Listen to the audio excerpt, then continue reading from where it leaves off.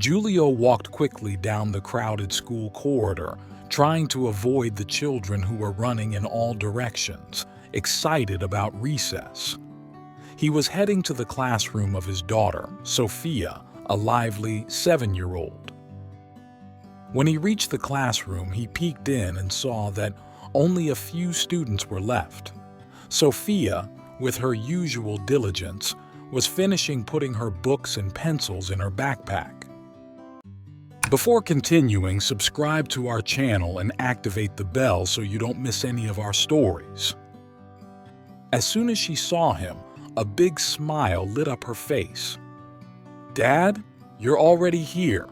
I'm almost finished. Today I got a good grade. I told the poem better than anyone," she said proudly, holding up her notebook to show it to him. Giulio leaned toward her, stroking her brown hair. "You did so well, my little one. I'm always proud of you. Now let's go home." As they walked toward the exit, hand in hand, Sophia kept talking, recounting every detail of her day. Giulio, however, could not concentrate. His mind was occupied by a painful thought that would not leave him in peace. How could he tell Sophia that his mother, Martina, would never come home again? Martina had died 3 months earlier, after a long battle with an illness that had consumed her. Until now, Giulio had told Sophia that his mother was in the hospital for treatment, but he knew he could not continue to lie. They passed the playground and, as often happened, Sophia asked if they could stop for a while. Giulio agreed, thinking that a little fresh air would do them both good. While the little girl ran happily through the autumn leaves, Giulio sat on a bench, watching his daughter with love and melancholy. He knew that soon the time would come to tell her the truth. Suddenly, Sophia stopped in front of a woman who was walking slowly along the park path. The little girl ran towards her and, with eyes full of hope, called out, "Mommy, you're back!" The woman turned around in surprise, but quickly understood the situation. "I'm sorry, little one. You must be mistaken. I'm not your mother," she replied kindly. Sophia realized her mistake and tears began to flow down her face. Giulio quickly approached and picked her up, trying to console her. "Everything is okay, my love.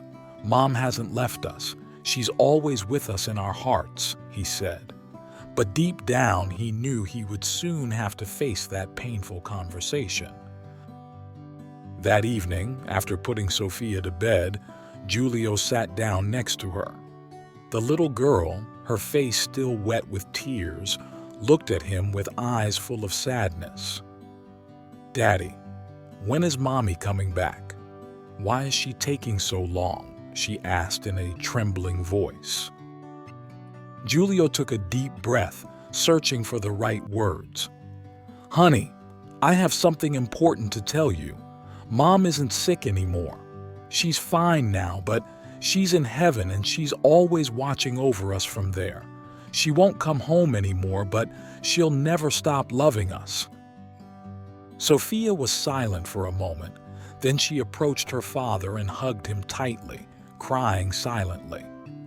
Giulio held her close to him, feeling the weight of her pain, but also a slight relief at no longer having to hide the truth. In the days that followed, Giulio couldn't stop thinking about the woman Sophia had mistaken for his mother. Who was she? And why did she look so much like Martina? He returned to the park several more times, hoping to see her again, but each time he returned home disappointed. Every corner of the park, every bench, seemed to speak of that mysterious encounter, but there was no trace of that woman. Then, one afternoon, he received a call from an unknown number. "Hello, it's Elena," said a female voice. Giulio was surprised by the call. "Elena?" he repeated, trying to remember. "We met at the park a few days ago. I'd like to talk to her if that's possible," she replied. Are you enjoying this story? Before you see how it ends, subscribe to our channel and turn on notifications. Giulio agreed to meet her at a small cafe near his home, trying to remain calm as a strange feeling of anticipation and apprehension grew inside him.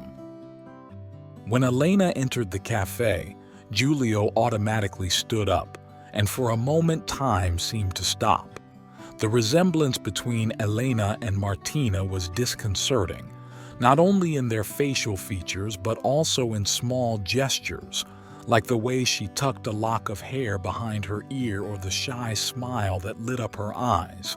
Giulio felt overwhelmed by a wave of contrasting emotions: amazement, pain, and a strange feeling of comfort.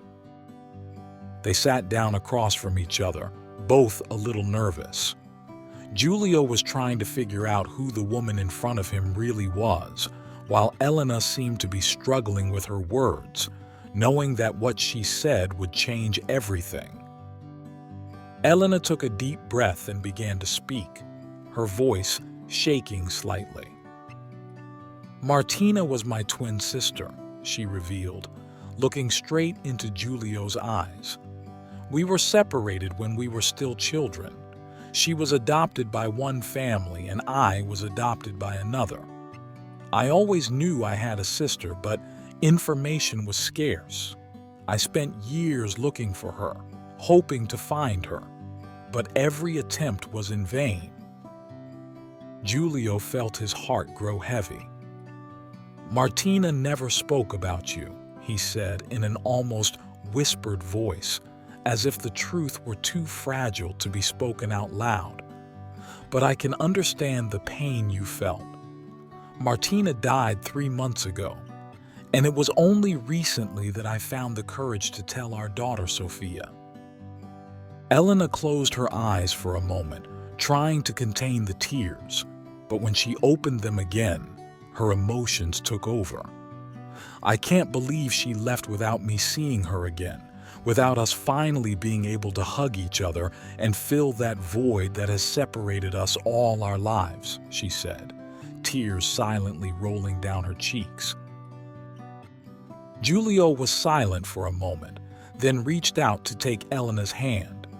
"I don't know what to say," he murmured. "It's all so sudden, so hard to accept, but maybe, somehow, fate has brought you to us now. Martina is no longer here, but you are a part of her, and maybe that can give Sophia and me some comfort." From that moment on, Elena began to frequent Giulio's house. Sophia immediately became fond of her, finding in Elena an affectionate and caring support. Giulio, still marked by the pain of losing Martina, found comfort in Elena's presence, who seemed almost a part of Martina returned to him. One day, while Elena was leafing through Martina's family album, she found an old diary. Reading her sister's words, Elena discovered that Martina had always wanted to find her again, and that she thought about her constantly. She imagined how beautiful it would be to grow up together and share life. As time passed, Giulio and Elena grew closer.